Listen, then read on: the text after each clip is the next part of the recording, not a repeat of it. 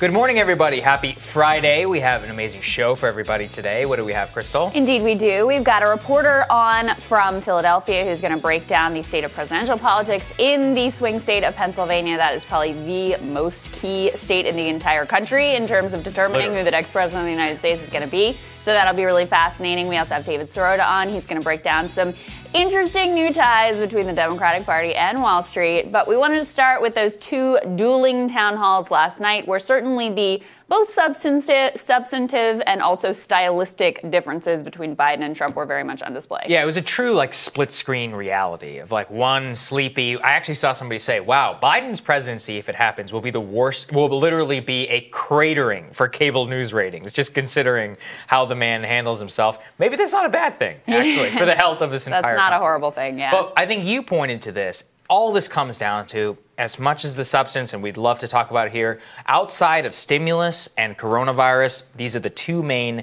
driving forces behind what is going to happen with these two candidates on Election Day. And it all was kind of encapsulated in the mask question. They both basically got asked iterations of this question yesterday, and how they handled it says a lot about how the election is going to go. Let's take a listen. After contracting COVID-19 yourself, has your opinion changed on the importance of mask wearing?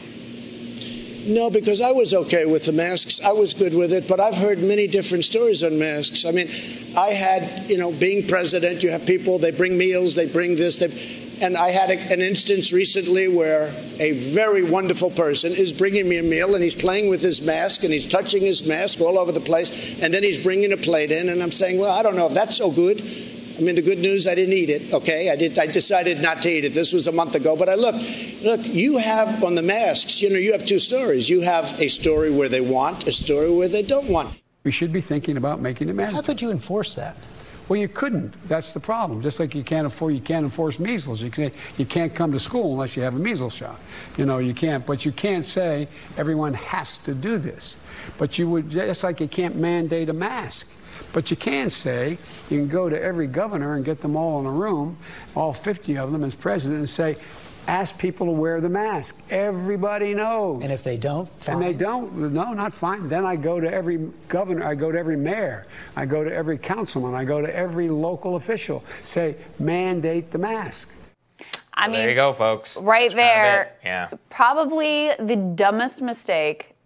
This is a big statement. I have to think this one through. One of the dumbest mistakes that Trump has made in his entire presidency is allowing masks to become a central issue. A 90-10 issue. In the campaign, and then getting on the wrong side of that issue and just refusing to change course. Now he's coming out with inventing these statistics about how, what does he say, 83% of people who wear masks get COVID. I mean, just insane stuff that he's putting out there. But the bottom line is he has never been able to just make a clear statement about, hey, people should wear masks. And you know what? If you are one of those people, as really we all are, who would like to see the economy return to normal, you should be the chief proponent of masks, because that is the type of precaution that will help us be able to get back to normal. Let me give you the perfect example of how a GOP politician can handle this, be on the right side of policy, and also be pro-mask, okay? Christie was released from the hospital. Now he's beginning to be back on TV. On Sunday, he put out a very long statement yesterday. He spent 7 days in the hospital, part of it in the ICU, and he says, I was wrong not to wear a face mask at the White House. I was wrong not to wear a face mask around the president. I assumed that I was going into a safe zone, and my lack of precautions made me come down with this disease. And he says, now, after having contracted it, I believe the best way forward is for all of us everywhere to wear masks so that we can then reopen the economy. Do you see what I mean? Yeah. I mean, look, there's arguments to be made about masks, even with the masks and the social distancing and all of that. There's no guarantee. There's no guarantee. But at least he's saying, everybody out there, wear your mask, and that's how we can reopen. Now, if Trump was pushing that message, I actually think that the reopening messaging would be 10 times more popular than it is right now. And you can see glimpses of when a normal politician like Christie says it this way. He's like, look, I think we be responsible. I want our economy to come back. I don't want to punish people. I want families to be able to get together.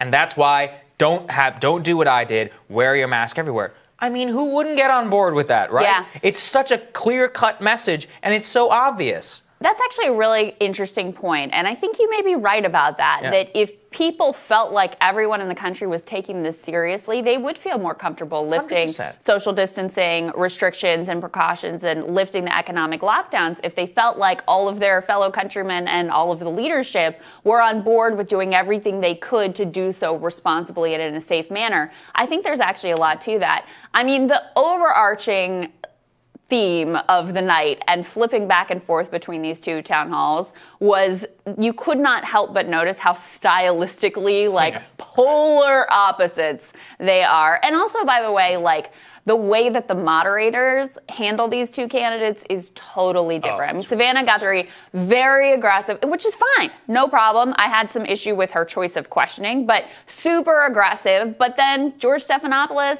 kind of laid back, having an old conversation, sleepy time at the retirement home with former Vice President Joe Biden, which is okay. If you were going to do that same approach with President Trump, that would be okay. But when they did have the ABC News town hall, it wasn't like with that Stephanopoulos and Trump, he was super aggressive. The questioners were super aggressive. It's just a very, very notably different posture with the moderators and these candidates. And then, of course, the candidates could not possibly be more different.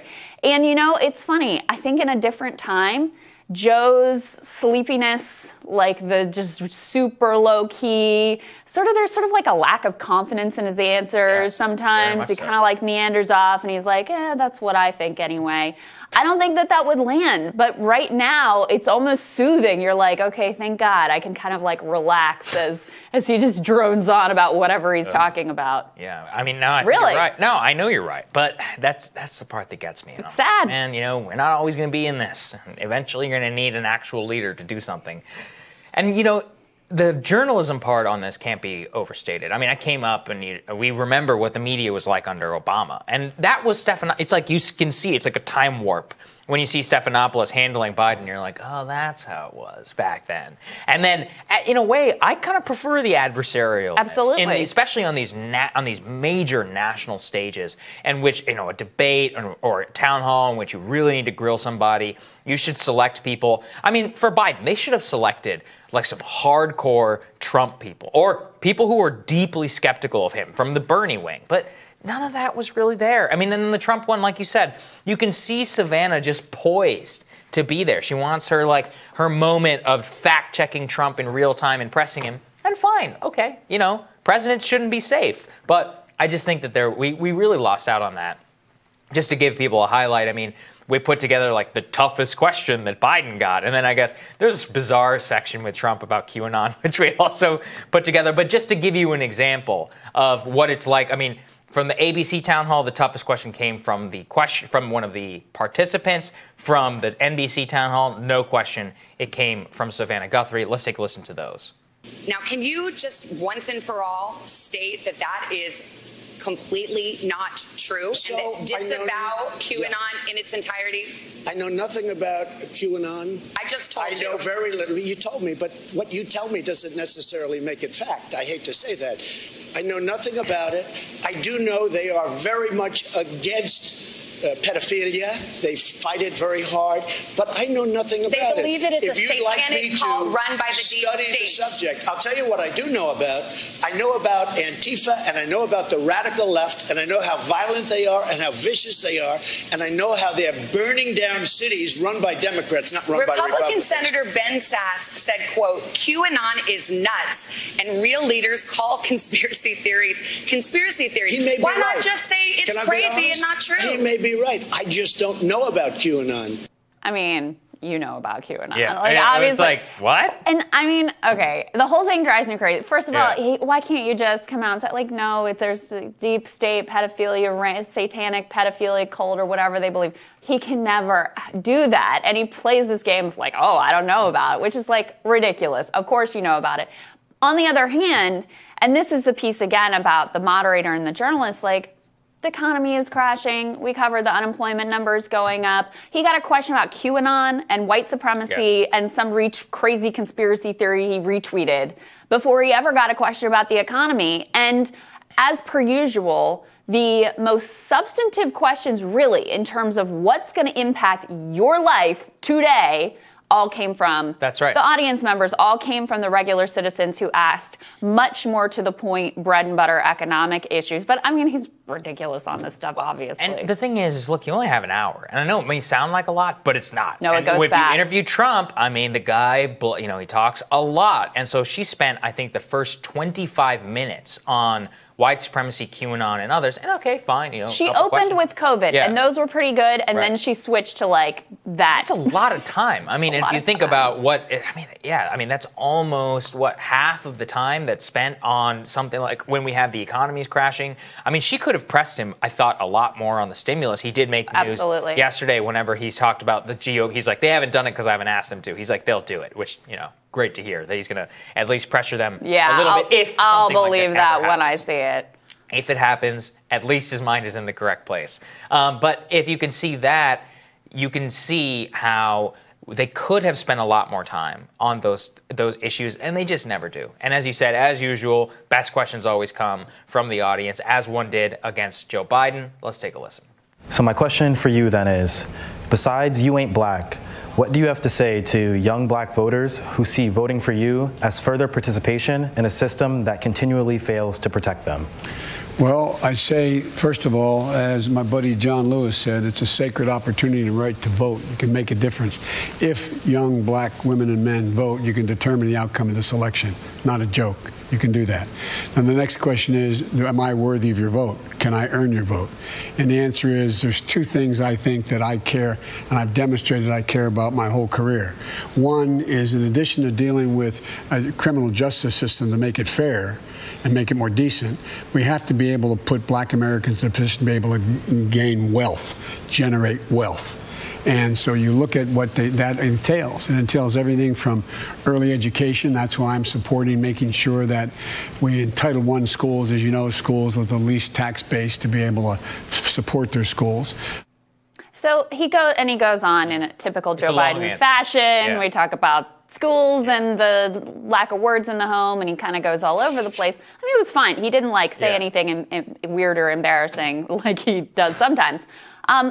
But, you know, I think he kind of misses the point of the frustration that this young man is expressing and that we see in the polling of a lot of young people who, they're like, I guess I'm going to vote for Joe if I vote. Mm-hmm. And the lack of loyalty to the Democratic Party that older generations have, especially the African-American community. And that's like, I think what that young man is really getting to is like, how are you really going to be different? You know, I've heard all this stuff before about education and the wealth gap and criminal justice. Like, politician after politician comes in and says the same things over and over again, and at the end of the day, nothing changes. And so I think he kind of misses the real thrust of that question. And it's not an easy one to answer, especially when you've been part of Washington for decades and decades. You can't answer it. Look, I mean, we always have to I like to point back to Chris Arnaud's work in his book Dignity, and he interviewed so many non-voters, and he pointed to very specific examples like this one in minority communities and elsewhere all across America.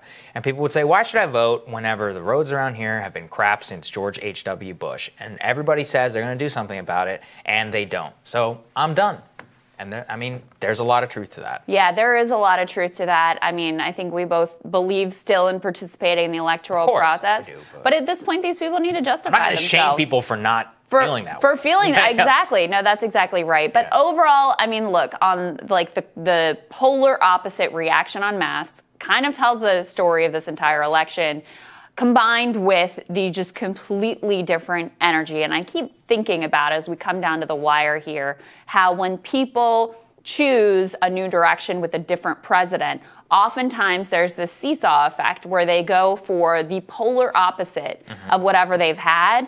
And that was on full display last night, where when you switch to the Trump town hall, it was this like frenetic, tense energy, like, you know, I mean, really, really super intense energy. And then you switch to the Biden one and it's like sleepy time at the retirement center. And I think people are basically voting for sleepy time. That's what they really want right now. I think so. I fear you're right. Still to come, road to 270 electoral votes leads right through the Commonwealth of Pennsylvania. National politics reporter at the Philadelphia Inquirer, Jonathan Tamari, is going to join us to discuss the presidential race when Rising returns.